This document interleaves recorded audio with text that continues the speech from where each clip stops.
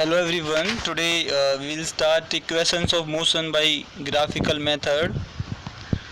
Okay. In this video we will discuss first equation of motion, that is v is equal to u plus at. How it comes? How can we prove this? Can I start?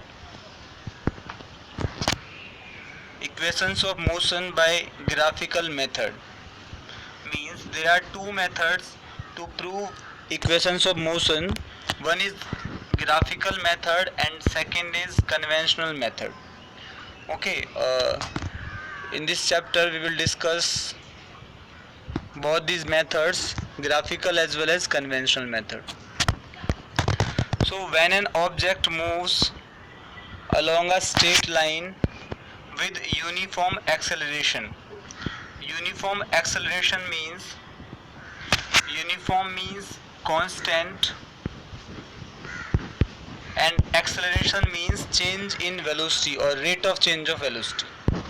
Means if velocity changes constantly, if velocity changes uniformly, then we call it uniform acceleration.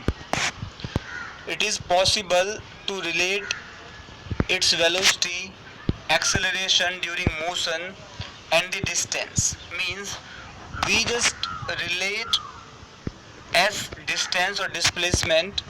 You can use both the terms because we are just considering the motion of object in a straight line.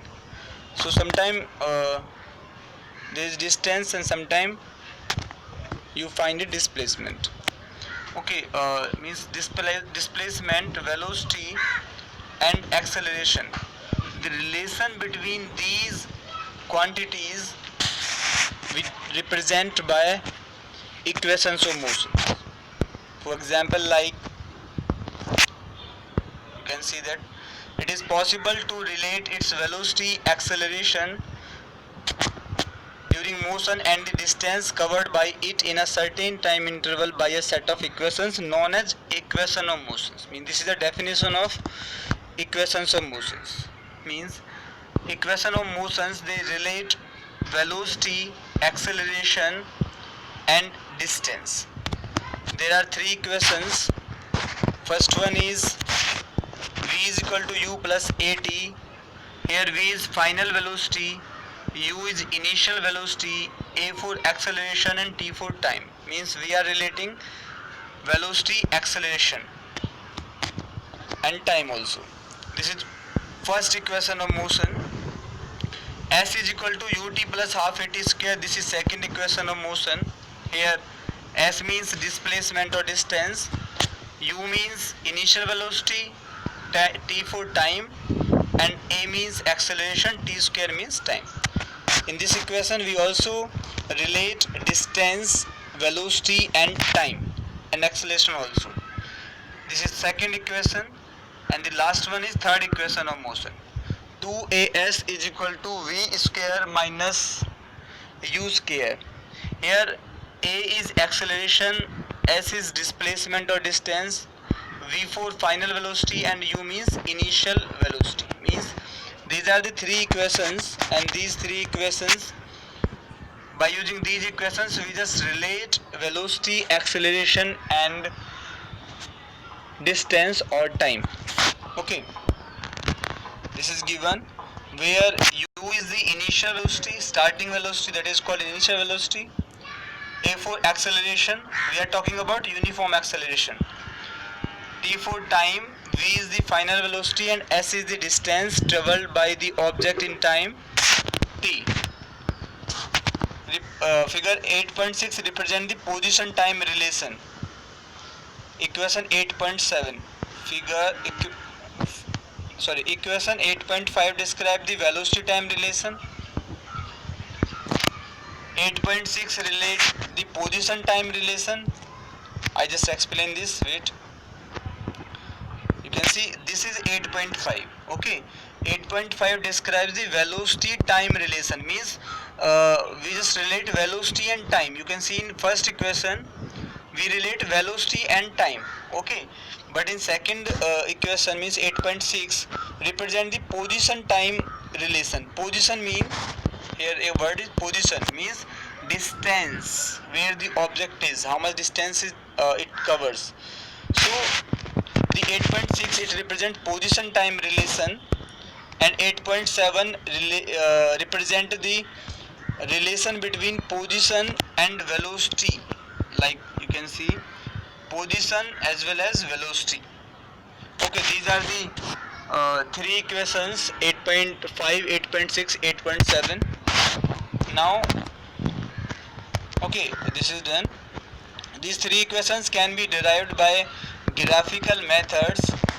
So in today's video only we discuss the first equation of motion, that is v is equal to u plus at. How it comes? This is equation for velocity time relation. Consider the velocity time graph of an object that moves under uniform acceleration, means an object moving with initial velocity with uniform acceleration. Suppose this is the initial velocity. It may be 10, 20, 30, 40. You can take. You can also start from here like this. You can also start from there. Okay. Now this is initial velocity starts from here, and then it achieves final velocity. This is final velocity. From this point, this is final velocity, and this is initial velocity. Okay, and it reaches here, means the distance covered in given interval of time t. Okay, I also can explain this. First I just read the, but now u is not 0. You see the graph is not starting from here. Why? Because we are not taking u is 0. We are not taking initial velocity as 0. So we have to take from this point or this point, not from 0.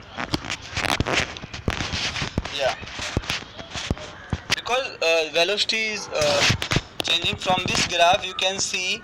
But now with u is not 0, from this graph you can see that final velocity of an initial velocity of an object is u at point A. In graph you can see like this. This is a graph. Okay, this is point A.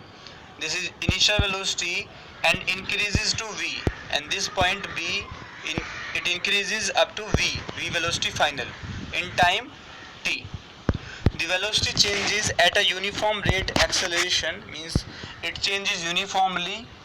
Okay, then the perpendicular line BC and BE are drawn from point B on the time. BC and BE. I just explain this. BC and BE. BC and BE. You see that? This is BC. Okay, this line is perpendicular to time axis, and this is BE. These two perpendicular lines we draw. Okay. Yes. BC and BE are drawn from point B on time and velocity axis, so that initial velocity is represented by OA and final velocity is represented by BC. Okay. BC and OA. Again I show. Wait. OA and BC. This is OA. This is OA, initial velocity. Okay, and this is final velocity BC. Sorry. Yeah. Now BD is equal to BC minus CD. You see the line like this. It is like this, and this is BD C. Okay. Now this BC is V. Okay, this is BC V. I just mark it with blue. And this is U, means CD. So if we subtract CD from BC, then we will get BD. Okay, this is V minus U. BD is V minus U. Okay, by subtracting DC or CD from BC, we will get BD. Okay, now this is easy. how we prove the first equation? First I explain this. As we know that acceleration is the rate of change of velocity upon time, and a is equal to rate of change of velocity means v minus u, final velocity minus initial velocity. Then we cross multiply, we will get v minus u is equal to at. Okay, and v is equal to u goes this side, u plus at. This is how the first equation we can prove, v is equal to u plus at. Okay, as here it is given, a is change in velocity upon time, that is a is equal to bd upon t, and a is equal to bd means v minus u upon t.